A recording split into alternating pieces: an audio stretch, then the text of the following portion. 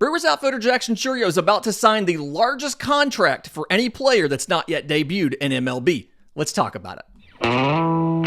You are Locked On MLB Prospects, part of the Locked On Podcast Network, your team every day.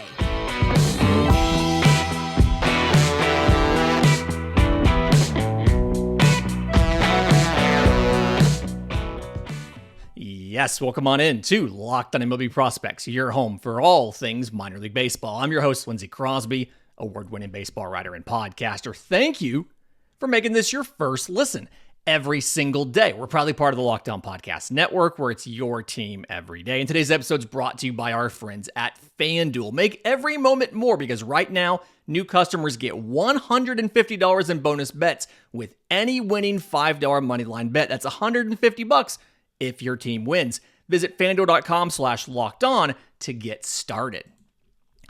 So news is breaking, has been breaking all week, that the Milwaukee Brewers and top prospect Jackson Chourio are close to a contract that would be the largest contract signed by a player with zero service time in MLB history. The previous largest was 6 years, $50 million, signed by Luis Robert in January 2020 with the Chicago White Sox.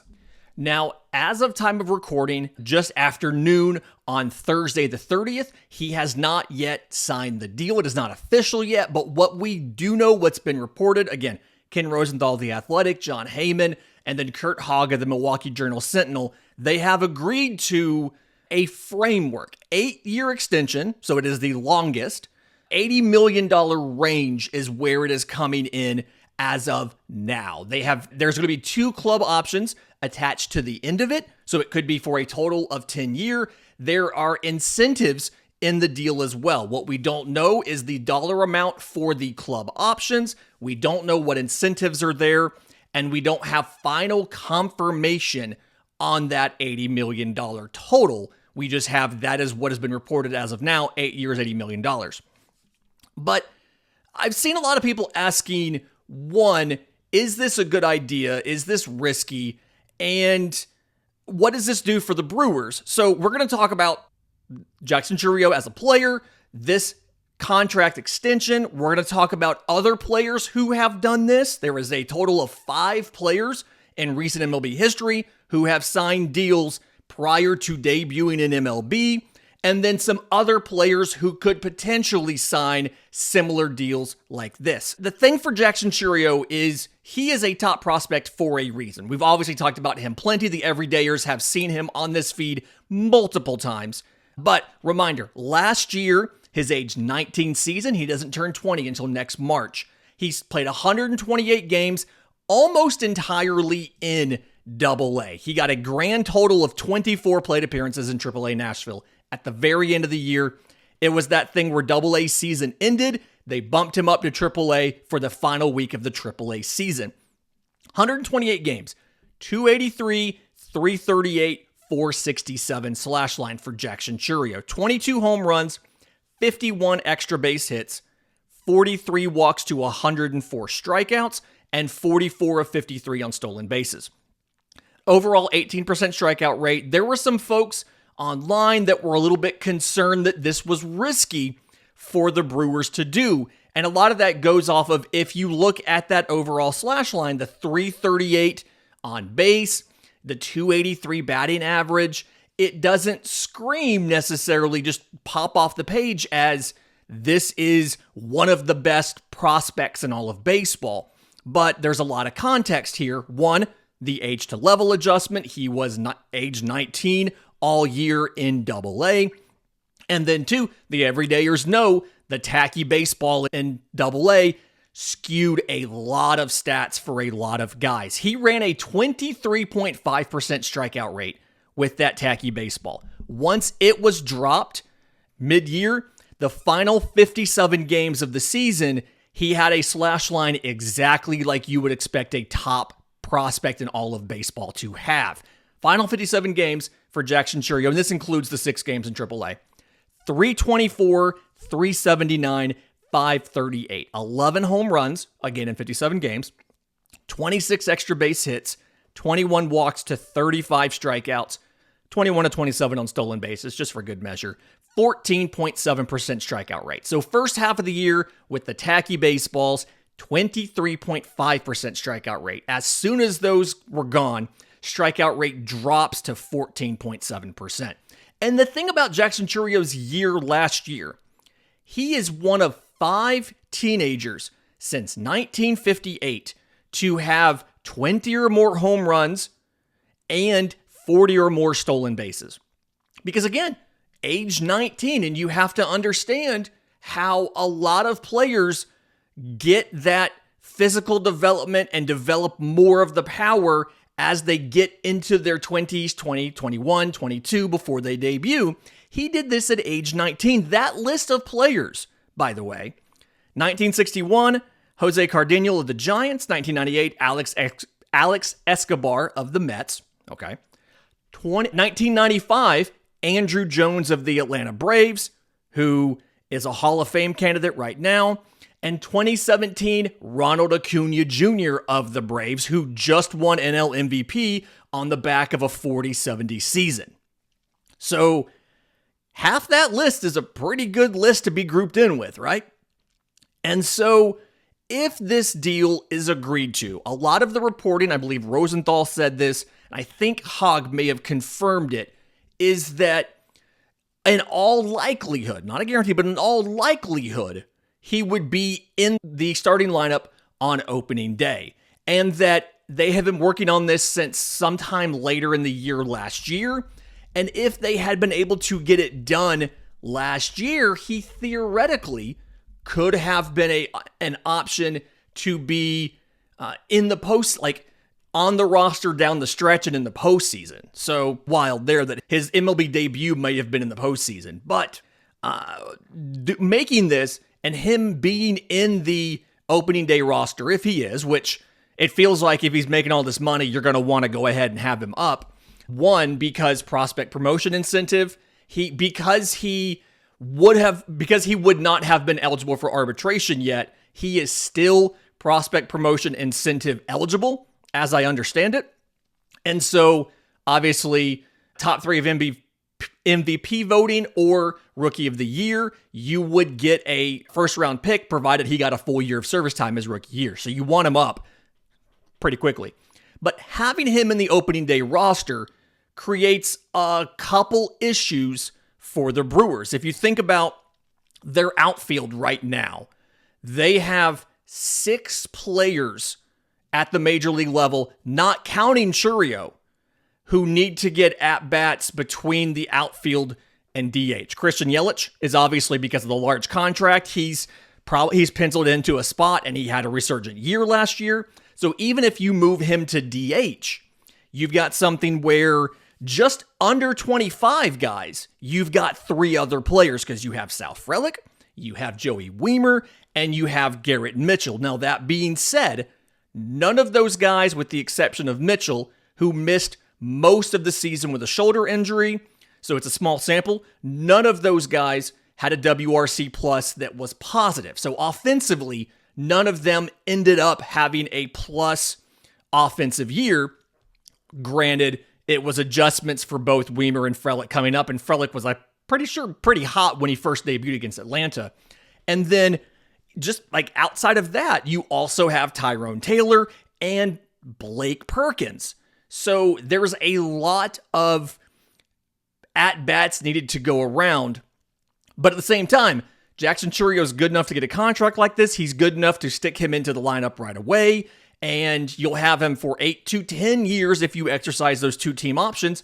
And he would hit free agency at the age of 30 after those 2-team options. So you get cost-controlled certainty. He gets a chance to get paid more than he would have made with minimum salaries and then arbitration. And he has a chance to hit free agency again. The Brewers have an opportunity now, whether or not they trade Corbin Burns and Willy Adames, they still have an opportunity to make a trade on an outfielder and get some sort of return to help with the pitching staff going forward, since you're going to lose Burns after this year, or finding somebody to help replace Adames. Whatever you want to do, they have an opportunity now to make some trades and improve the roster going forward. Simply, even if they keep those guys and contend, they can still trade some of these other outfielders. In just a minute, I mentioned there were 5 guys that had done deals prior to accumulating any service time before.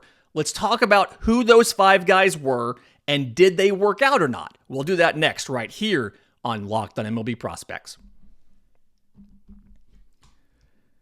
But first, today's episode is brought to you by our friends at FanDuel. As the weather gets colder, the NFL offers stay hot on FanDuel, America's #1 sportsbook. Right now, new customers get $150 in bonus bets with any winning $5 moneyline bet. That's $150 if your team wins. If you've been thinking about joining FanDuel, there is no better time to get in on the action. The app is incredibly easy to use. There's a wide range of betting options. There's spreads, player props, over-unders, and custom bets that they make based on specific events. They had a bunch of fun stuff on Thanksgiving where they paired different players from different games together into different stuff. So visit FanDuel.com/lockedon to get going this NFL season with FanDuel, an official partner of the NFL. Welcome back to Locked on MLB Prospects. Quick reminder, Locked On has launched the first ever national sports 24/7 streaming channel on YouTube. This show and a lot of other shows are available with Locked On Sports Today. It's here for you 24/7, covering the top sports stories of the day with local experts of Locked On, plus national shows like this one covering every league. So go to Locked On Sports Today on YouTube. Subscribe to the first ever national sports 24/7 streaming channel. It will debut on Fire TV and I believe Roku soon as well. So Jackson Chourio getting ready to sign this largest pre-debut contract ever. I mentioned 5 guys had done this. The first one was 2014. The most recent was 2020. We're going to take them. The order I've placed these in is the order based on how well they worked out. Starting with the one that worked the best, it's also the largest, is Luis Robert. Side note, I've watched the video where he pronounces his own name, and I still feel like I'm never getting it right. Luis Robert. But he signed his deal in January of 2020. 6 years, $50 million. And again, it can be argued this is the only one that has worked out. Eloy mostly worked out. Okay, so it's worked out the best. 367 games in the majors since he signed that contract. The overall performance in those 367 games, 279, 327, 500, 74 home runs, 160 extra base hits, 81 walks to 383 strikeouts, so just over 1 a game. 46 of 56 on stolen bases. He's got 2 years and $27.5 million left on that deal.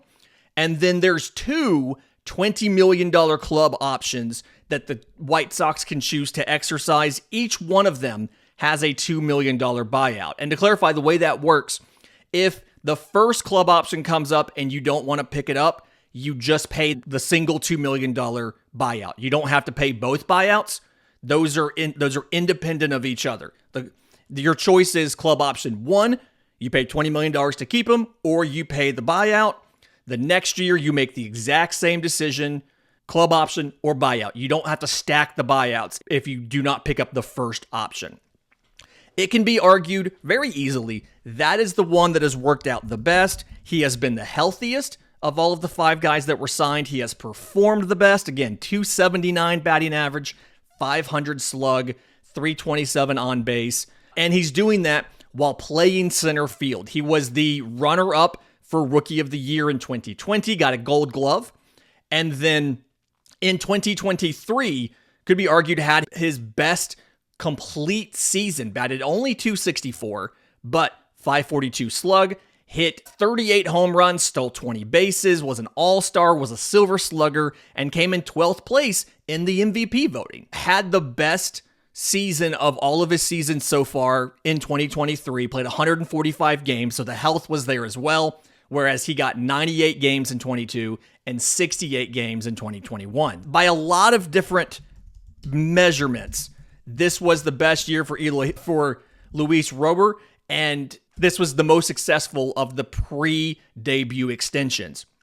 Eloy Jimenez is the next one. He signed for 6 years and $43 million in March of 2019. This had been the largest until his own teammate signed the next year. For him, since he debuted, and it's ended up being a lot of DH stuff. He played left field for a while, and then it's been mostly DH since then. But 436 games, because he missed time in 21 and 22 and 23 with injury. 275, 324, 487. 89 home runs. He's hit more home runs than anybody else on this list. 168 extra base hits. 116 walks to 412 strikeouts, again in 436 games, so just under one a game. Interestingly, I didn't realize this until I looked it up. He has not stolen a base in his 5-year career. Has not stolen a single base, has not attempted a single stolen base in his 5-year career. He is owed $13.8 million in 2024, and then he has 2 club options that are different dollar amounts with a $3 million buyout for each one. It's $16.5 million in 2025, and it's $18.5 million in 2026. So he could be a free agent as soon as the end of 2024, or they can keep him for 3 more years. And if the White Sox aren't in contention, you may see him get moved at the deadline if he's healthy and he's hitting, and they want to sell high on him. The next guy, infielder Evan White of the Mariners. The jury's kind of out on this one, not through any fault of his own. So he signs the deal in November of 2019. 6 years, $24 million. Now, here's the thing that really sucks for him. Since he's debuted, he's played 84 games in the majors, and all of those were 2020 and 2021. In those games, 165, 235, 308 slash line, 10 home runs, 20 extra base hits, 24 walks to 115 strikeouts, 1 stolen base. Most of those games were in 2020, 54 games in 2020, 30 in 2021. He has just dealt with tons of injuries. He had a hip flexor in 2021. He missed most of the time with I believe it was a sports hernia in 2022. And then he had both hip and groin injuries in 2023. He got 28 games in the minors in AAA in 2022 after rehabbing. He got 2 games in 2023 because of the injuries and because of rehabbing. So the jury is still out, but everything that we have from him in the majors is not necessarily great. He is owed $15 million over the next 2 seasons. And then in 2026, there is a $2 million buyout on that contract. The next one, second baseman Scott Kingery of the Philadelphia Phillies. He signs for 6 years and $24 million in March of 2018. Now, in that stretch since then, he played in 325 games, batting .229, .280, .387. So not great. 30 home runs, 98 extra base hits, 67 walks to 320 strikeouts. And the thing here is he only played in 16 major league games after 2020. He had 36 games in 2020, including most time at first base instead of corner outfield. And then 2021, he got in 15 games. In 2022, he got in 1 game. And I believe it was a pinch running appearance. He did not even take an at-bat. They finally got out of the deal. They declined his club option and paid him a $1 million buyout. So he is done. He spent all of 2023 in the minors, in AAA, batted .244 with 13 home runs in 117 games. This did not work out for Philly, and he is no longer part of the organization. I believe he is a free agent, actually. Yeah, he was granted free agency just a few weeks ago, paid the $1 million buyout, and so they got out of the 2 club options in 25 and 26. He is gone now. The last one is the one that absolutely did not work out and was essentially a disaster. John Singleton with the Astros signs the deal in June 2014 after being traded from the Phillies to the Astros. 5 years, $10 million. He gets 114 games at the major league level, 171 batting average at first base, not necessarily great. 171, 291, 331 with 14 home runs. Again, at first base, not great. 60 walks to 151 strikeouts. Now, he had a 100-game PED suspension leveled against him in 2015, was released by the Astros, did not get back to affiliated ball until 2021. Catches on with Milwaukee, finally makes his way back to Houston in 2023, and gets some time at the major league level and is even worse than he was when he first debuted. Batting average of 165 with a 264 slugging, 13 walks to 23 strikeouts. I believe he's also a free agent, and I don't necessarily know how much interest there'll be in signing him. In just a minute, let's talk about some of the current minor leaguers who you could see signing extensions and who probably won't. We'll talk about that next, right here on Locked on MLB Prospects.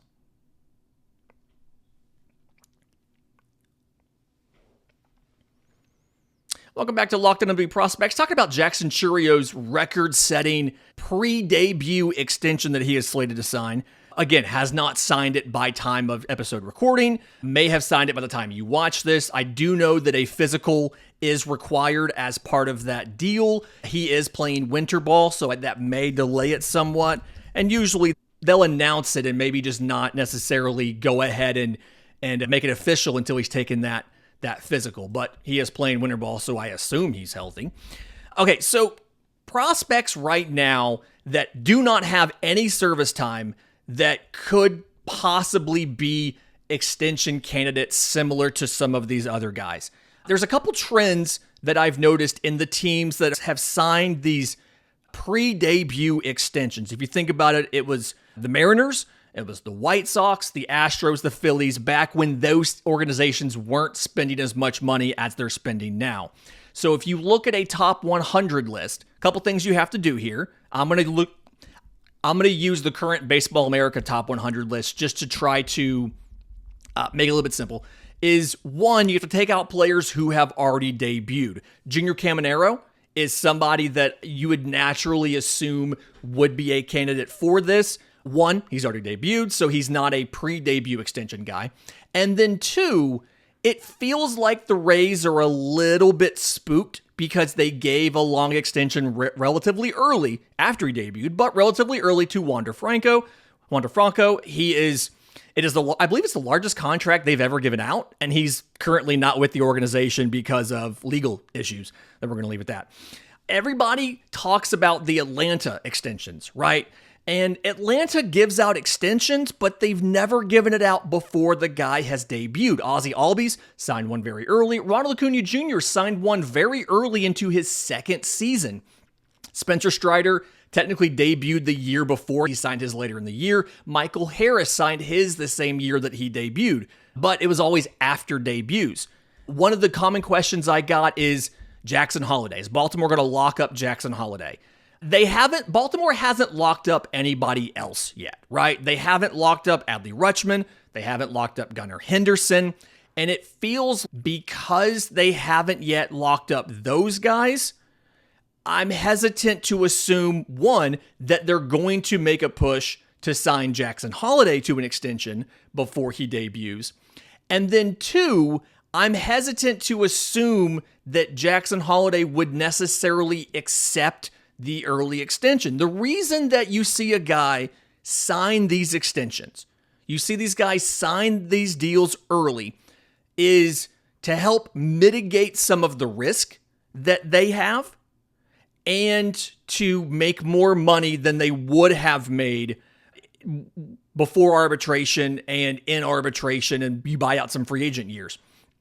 And a lot of the guys, it feels like, who sign these extensions, look at Chourio. He had a major elbow issue when he was younger, to the point where in the minors, I believe it was in 2022, he was playing center field and they wouldn't let him throw home.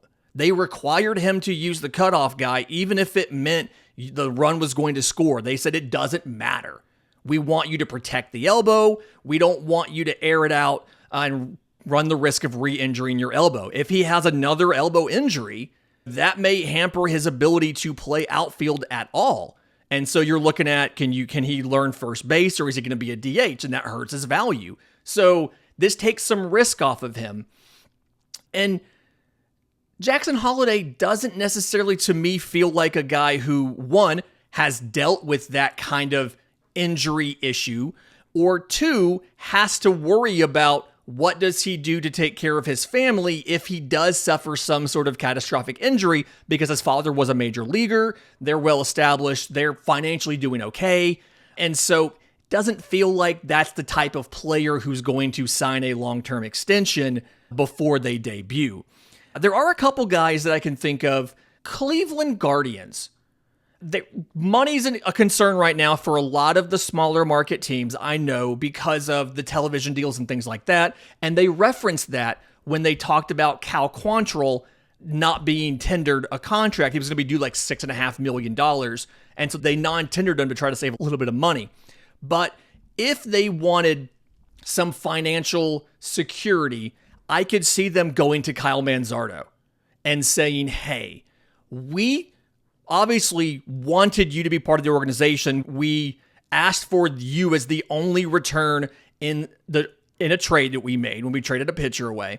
And so we want to give you a long-term extension. They probably think because his season statistically was not what you were expecting him, because he was dealing with injury issues.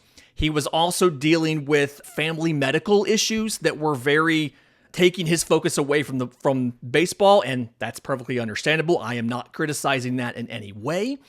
They may go to him and say, we need some cost certainty going forward because of our situation with the baseball contracts and the broadcast revenues and all of that, and we want to offer you this extension. I don't necessarily think they'll do that, but that to me feels like the type of situation you may see, the type of scenario you may see a team go out, a guy who is expected to debut as soon as opening day next year. They may turn around and say, we want to go ahead and sign the extension like that. A couple people have asked me, is a guy like Wyatt Langford an option to sign an extension like that? I don't necessarily know, simply because he's so new to professional baseball. The organization is probably wondering what the challenge period is going to be. Every baseball player has some sort of challenge period in their career, right? In their climb through the minors, you have a time where you struggle and you have to make adjustments and develop to get past that. Wyatt Langford has not had that yet. And it feels like a lot of teams are hesitant to give out money on extensions, period. Not necessarily just a pre-debut, but look at like a Corbin Carroll, look at a Spencer Strider, things like that. Until the player has had some sort of challenge opportunity and has overcome it. And so I don't know if Wyatt Langford is a guy that would do that. A team that I think could go outside of their typical policy and go ahead and do an extension before a guy debuts, we mentioned him a few minutes ago, the Atlanta Braves.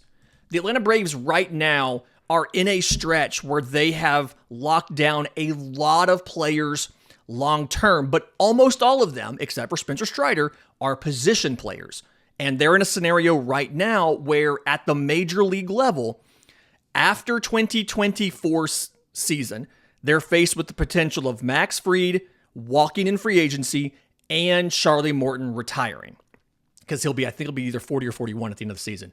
Or he turns 41 right after the season. They have already seen them try to get Aaron Nola and fail, try to get Sonny Gray and fail. They're rumored to be in on a couple different pitchers, Dylan Cease most notably. But it feels like that's the next place for Atlanta to go, is we need to get some long-term certainty in the rotation. And so if they were going to sign anyone to a pre-debut extension, AJ Smith-Shawver does not count because he has debuted.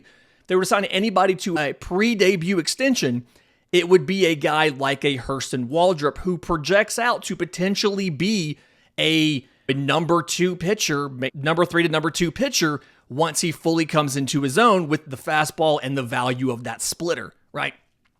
I'm not saying that's going to happen, but I could see that being the next area for Atlanta to go to if they think he legitimately is going to be the next version of Spencer Strider as a dominant strikeout pitcher in Atlanta, going ahead and trying to lock him up long term. Fantastic week this week. This episode was supposed to have a segment about the Mariners infield and a segment about Pirates pitching. I apologize to those folks. I told you that was going to be in here. We'll get to that next week. We'll add it into those shows. Speaking of next week, we are at the winter meetings next week. So stay tuned for hopefully a lot of transaction analysis while we're there. In the meantime, if you have questions for Monday's mailbag, I'm on Twitter at Crosby Baseball. Show's on Twitter at Locked On Farm. There's a link tree in the episode description in the show notes. It has tons of ways to reach us: Discord, subtext, email, all of that stuff. Until Monday's show, remember, it's always a great time to pay a minor leaguer.